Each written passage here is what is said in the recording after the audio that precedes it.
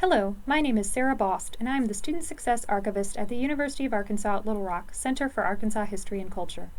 Welcome to the second video in the Society of American Archivists instructional video series on describing archives, a content standard.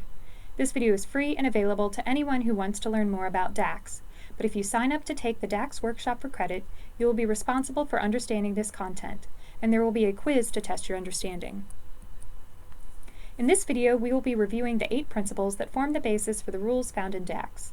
Once this video is over, you should understand the principles that guide other rules for archival description, and how to apply these principles in a variety of situations. Principle 1 is records and archives possess unique characteristics. Several factors make archival description different from other cultural heritage descriptive practices, like bibliographic cataloging and cataloging museum objects. The first is the rare or unique nature of archival materials. A book, like Salman Rushdie's Midnight's Children, often exists in many identical copies. Records, like the Salman Rushdie papers at Emory University, are unique. While many libraries have copies of Midnight's Children, no other repository holds an identical collection of Salman Rushdie's papers. Therefore, the description of Rushdie's papers will also be unique. There are as many different kinds of archival collections, in many formats and expressed differently, as there are creators of records. Despite their uniqueness, all archival collections may be described using DACS.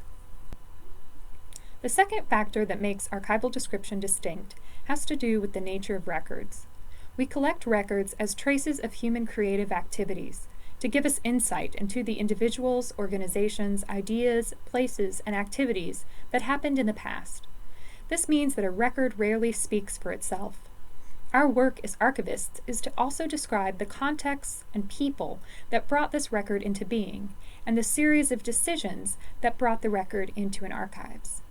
Finally, archives are often more meaningful in aggregate than as individual documents. The examination of aggregations of records can answer questions that access to decontextualized records may obscure. What else was happening at this time? Is a particular record typical or extraordinary in its type? How did parts of an organization or a family work together?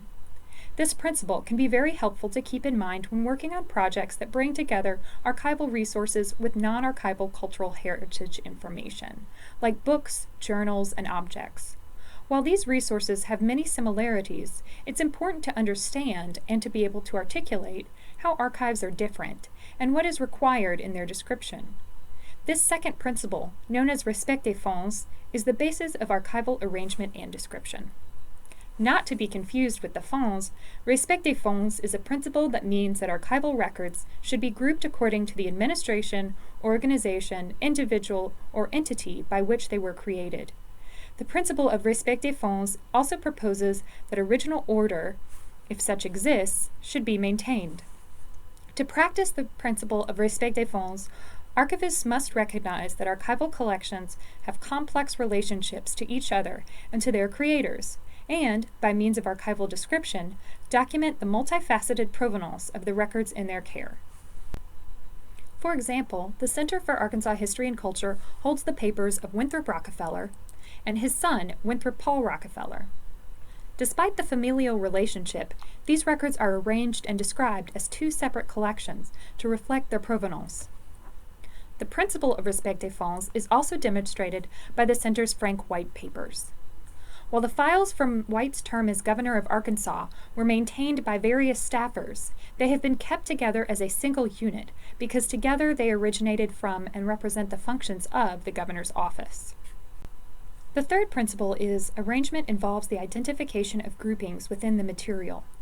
Arrangement is the intellectual and/or physical process of organizing documents by identifying logical groupings within the whole as they were established by the creator, or constructing a new organization when the original order has been lost or never existed.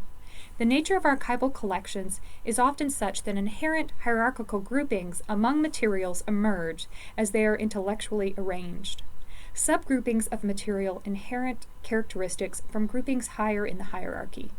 For example, a grouping of personal correspondence can contain subgroupings based on individual correspondence. When the Edgerton Women's Health Center records arrived at Augustana College, they had no discernible original order above the folder level. The processor arranged the records into 4 groupings or series: administrative records, financial records, general records, and community education and outreach. The processor arranged the first 2 series, quote, because they were easy to define. In other words, they were inherent groupings. The John Robert Bishop Papers, another collection at Augustana, required very little arrangement. The groupings within the papers were, for the most part, evident and merely required titles. The processor created the small and final series, Other Papers, to indicate the items that did not fit neatly into one of the preceding groupings. Principle 4 states that description reflects arrangement. Archival description may consist of a multi-level structure beginning with a description of the whole and proceeding through more detailed description of the parts, or it may consist only of a description of the whole. Some parts may be described at a greater level of detail than others. Let's take a look at an example. In addition to a description of the whole found in the collection level scope and contents note, the Southern Historical Collection has chosen to provide detailed descriptions of each folder in the Hilliard family papers due to anticipated researcher interest. Principle 5 is the rules of description apply to all archival materials, regardless of form or medium. The guidelines found in DACS are applicable to photographs and correspondence, moving images and audio, whether analog or digital. They can be used to describe hats, data tapes, yearbooks, and paintings. In short, anything that might be found in an archives. Principle 6 reminds us that the principles of archival description apply equally to records created by corporate bodies, individuals, or families. No matter the source of the records, the principles of archival description can be applied. This means they can be applied equally to the University of California, Santa Barbara Office of Public Affairs records, Bessie J. Bearden papers, and Cameron family papers.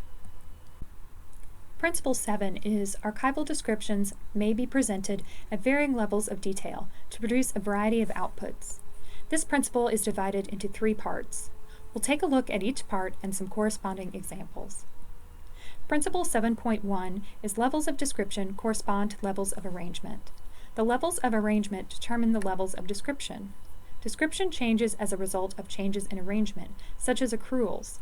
Some repositories make available to researchers brief descriptions of unprocessed collections. This is the case with the Alice G. Daniel papers at Duke University.